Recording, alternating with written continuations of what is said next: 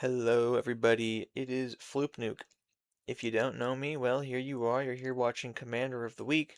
If you do know me, you know it has been a little bit, a small, teeny tiny amount of time since I last uploaded, and I'm very sorry to my niche following of 5 fans that were really excited to see my next deck list. Not happening right now, but I'm bringing back a new series that hopefully we can all enjoy.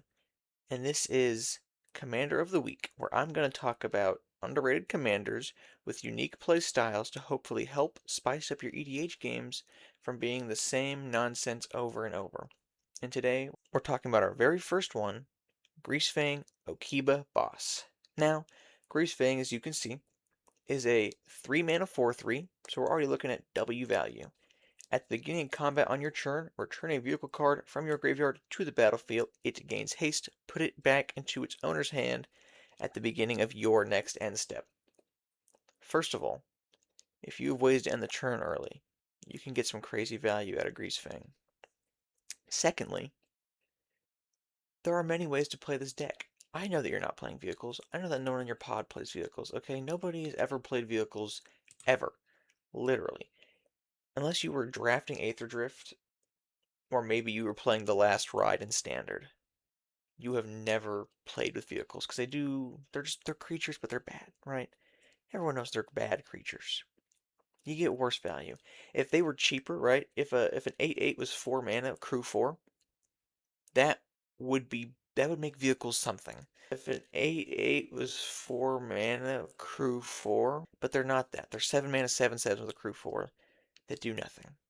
They're just bad creatures. However, with Greasefang, there are many ways to play her that can you know, make the game more interesting. If you're playing at a lower power level, you guys are a casual pod, brackets 2, maybe 3, bracket 1, you are going to just play Greasefang so normally. You're just going to play vehicles, you're going to play vehicle value engines, and you're going to treat your commander as a way to get vehicles that have died back to the battlefield. You're playing your Reaver Titans. That's the only good vehicle I can think of. Isn't that disappointing? That's vehicles for you. But that's the kind of cards you're playing. Now, if you've ever played Black before and you're playing at a higher power level, your pod plays Bracket 4.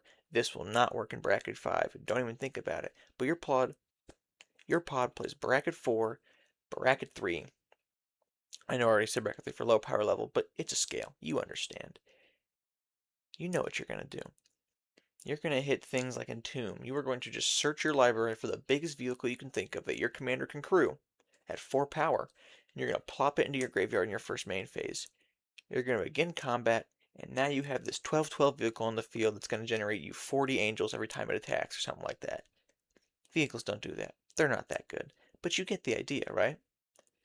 And then, at your end step, it's going back to your hand. You don't even so much as lose the vehicle. It's not exiled. It doesn't go back to your graveyard. You get to keep it. Greasefang's fun like that. Now, best way that you're going to be getting value out of this deck is you want cards like Cynical Loner, your Adept Water Shaper, your Reluctant Role Model, things that get value out of being tapped or when you tap things, right? Your Cynical Loner, first of all, is insane in this deck. At your second main phase or as your end step, it's one of the two. When it's tapped, you get to tutor any card from your library and put it into your graveyard. I believe it's any card. The card's on screen. You can correct me. That's insane because guess what? Next combat, guess what's going to happen? Greasefang's going to go put it back on the battlefield. Because you're tapping your creatures to crew your vehicles, you're getting all this value. Adept Water Shaper says all your tapped creatures are indestructible. So not only are your crewers indestructible when they crew, when you swing your vehicles, assuming they don't have vigilance, they're also indestructible because they're creatures. Now, that doesn't apply when it's someone else's turn and they cast a Vandal Blast because they are just artifacts unless you crew them again. But that's still insane. And your Reluctant Role Model, What I need you to do is tag 3 big dick ass niggas. he's kind of just an example that gets value to being tapped. In this deck, he doesn't do much. Like, yeah, you'll give him lifelink flying. Maybe, I don't, what's the third one? Lifelink flying vigilance, something like that. He gets those counters, and you can move those counters around when he or another creature dies. That card doesn't do anything in this deck, but it's the idea, right? We're about the idea here on Floop Nuke. And the idea is You're getting value out of tapping out, which is the worst thing to do in Commander. If you're tapping out in Commander, you are inviting 3 people to come touch you in ways that you're not going to like. But in this deck, we want to. We want to be tapping out. And of course, you're going to probably want to be playing some kind of protection. You're going to want to be playing your restoration magic, that kind of thing. Otherwise, yikes, it's not going to look good for you. But that's the kind of playstyle you're looking at, right? When you're playing vehicles, you're looking for something unique. You're looking for something fun. You're looking to change up the pod. You're sick of your buddy across the table who just plays dinosaurs. No offense to my buddy Hayden. He loves playing dinosaurs. Everyone loves Hayden. Go play dinosaurs more, buddy. But hypothetically, in your other pod, this guy only plays dinosaurs. And the guy across from him only plays mermaids. The guy next to him only plays elves. The fourth guy plays dragons.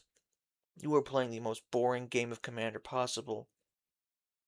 And let's say you're the guy who plays elves. Here's your chance to change that up. Here's your chance to pick up Greasefang, Okiba Boss, and Overlook Commander, and say, we're playing vehicles today. That's what we're going to do. And you're going to lose, because vehicles aren't good. The other guy's playing dinosaurs, right? His value engine's in the command zone. His value engine's every card in his deck. You're playing against Merfolk.